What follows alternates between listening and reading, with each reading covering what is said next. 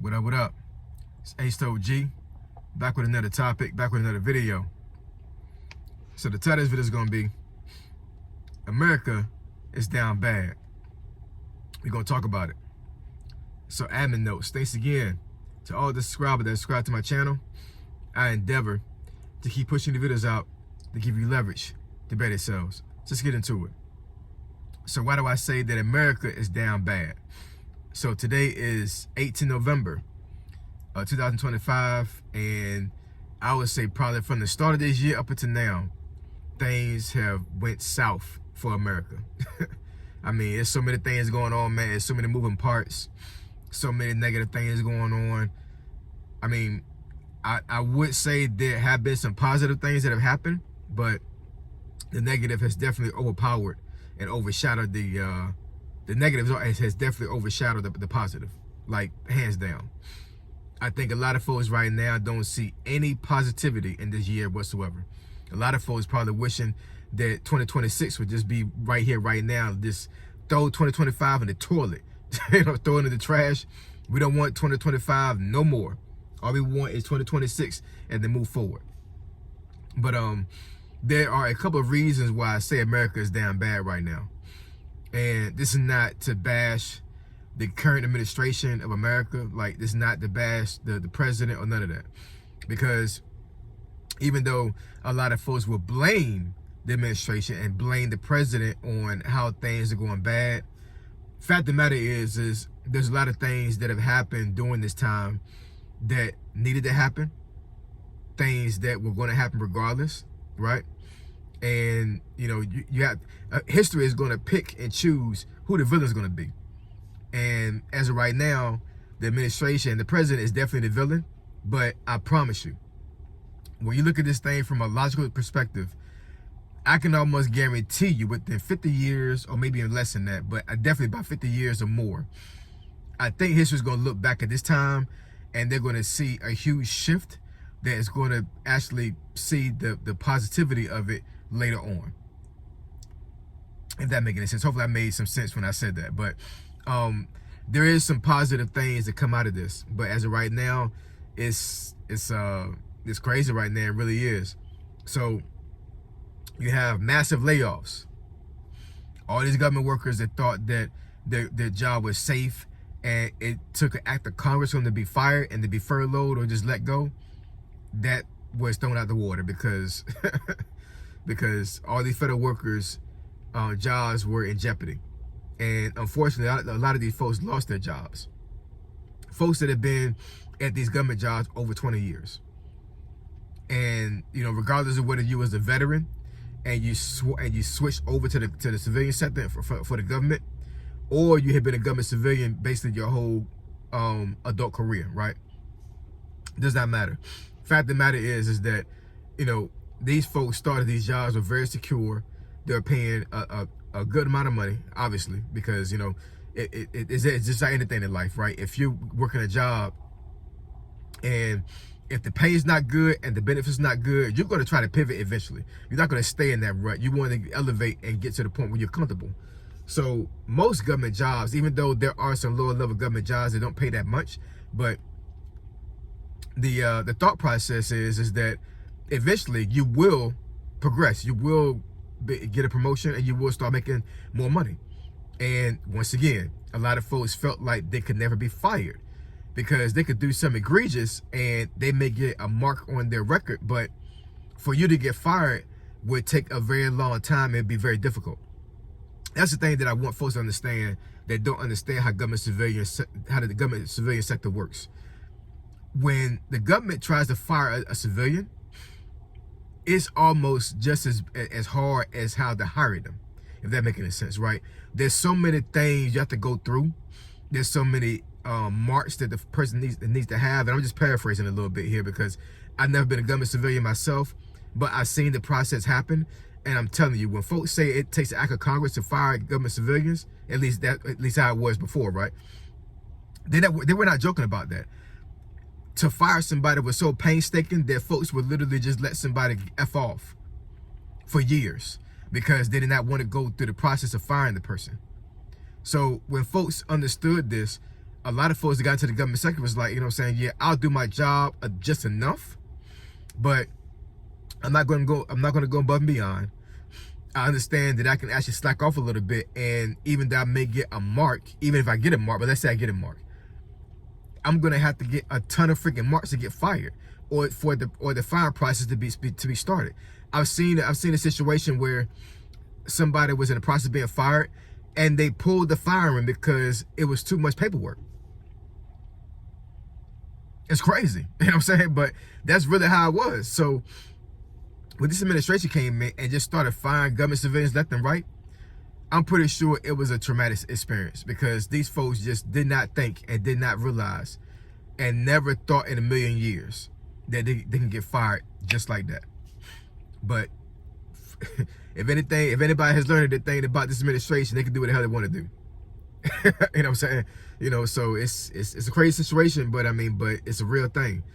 And with all these government civilians being fired, all these government workers being fired, the economy is going to take a hit. It's already taking a hit, right? I don't know how Black Friday's going to work out this year, but I can only imagine that there's going to be a lot of retailers that are going to feel the burn. I can already see it. I can already see it, you know what I'm saying? Like, and I do understand that the government workers make up a small percentage of America as a whole, but they also retain a lot of the wealth in America, right? You put a whole bunch of government workers faced off with the civilian sector, and a lot of times the government workers are working out a lot better, especially when it comes to benefits. So even though, you know, government contracting and just contracting as a whole may make a little bit more money, but government workers, they were a lot more stable than them, right? So these folks have been in these jobs for 10 years plus, 20 years plus, and are making a lot of money, and were able to, you know, to sustain themselves very well. And I'm pretty sure that a lot of the money that's spent, right, during Black Friday and some of these other holidays are spent by government workers, because they make a lot of money, right? Versus the person that's, you know, that's working I want to say a smaller job, but I mean, but a job that's not paying a lot, right? We're talking about somebody that maybe makes 30,000, if that, right, as a civilian, versus a government civilian that makes on average possibly 80,000 or even more, right? It's no comparison. You know what I'm saying? That dollar stretches a lot further for them than it does for a normal civilian. So for these folks to lose all these jobs, man, the civilian sector, the government, the financial sector, and just retailers and all these folks that actually you know, make a lot of money on these days, it's gonna be crazy. It's gonna be interesting. Actually, it really is. SNAP benefits, folks got to reapply for that. And I had now, I don't even know, I'm not even sure if he's even a subscriber, but he was a person that commented on one of those videos about what I said about SNAP, trying to go back and forth with me. And yeah, the government's, the Trump administration said that they want everybody to reapply. So what that tells me is they want every state to reapply. I do understand that every state has their own way of issuing SNAP and dealing with SNAP, but the administration wants everybody to reapply, not just Texas, not just Florida, right? I don't know what that commenter was trying to get at, but hey, it is what it is. And I'm saying I try not to go back and forth with commenters, because at the end of the day, I'm gonna say what I want to say on my channel. Oh, and another thing to address that person too, I'm not gonna say their name, but he got back on my on that video and said that my feelings got hurt because I deleted a comment. I don't delete comments. I said that months ago, and I know folks brand to my channel may not realize that, but I'm gonna say one more time for the folks in the back when the folks is brand new. If you say something crazy on YouTube to me and it goes through and I can see it, I'm never going to delete it. It's going to stay there. It's going to stay there. What folks don't understand, that YouTube has a filtering system to where, like, if you put too many cuss words in your comment, or you say something that hits on some key word that's not kind to the algorithm of YouTube, YouTube is going to either block that comment where I can't see it or nobody else can see it, or they're going to totally delete the comment. I've seen it done both ways.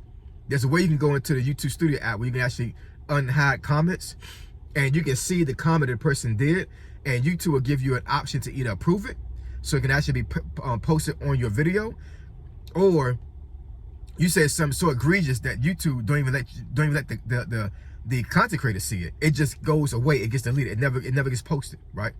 So I just want to make that clear. I don't delete comments, but you say something stupid, say something crazy on YouTube, YouTube is gonna delete your ass, not me. But yeah, America's down bad, man. You know what I'm saying? All these firemen, SNAP benefits have been reapplied for. The housing market, the interest rates are not kind by any means right now. I mean, it's still pretty bad, even though it's lowering a little bit. Hold on, y'all. Yeah, it's lowering a little bit, but I mean, people are still being priced out of homes. Folks are being priced out of cars, even used cars. Used cars are actually being overpriced now, because it's a trickle effect. As folks lose money, these businesses have to up their prices on things to save themselves, right? So as the economy slows down, these folks are losing money. So for them to compensate for them losing money, they're going to up the price on everything. That's how inflation works. It does, you know what I'm saying? Or there's a situation to where there's too much money being filtered into the system, and now they have to shave things off. So now they stop production. But anyways, yeah, America's down, man. Down bad. Down real bad. So what is the solution? Prayer. I mean, what else can I say about that? Prayer, man. You know what I'm saying? America needs to be prayed for. Folks in America need to pray for America. And we need to get back to a spot in American society where, you know, God is the center. Now, I do understand that, you know, we're supposed to separate state from religion. And I know there are a lot of folks in America that don't believe in God, don't believe in Jesus, and they believe in other religions. I totally understand that. I got that. I get that, right?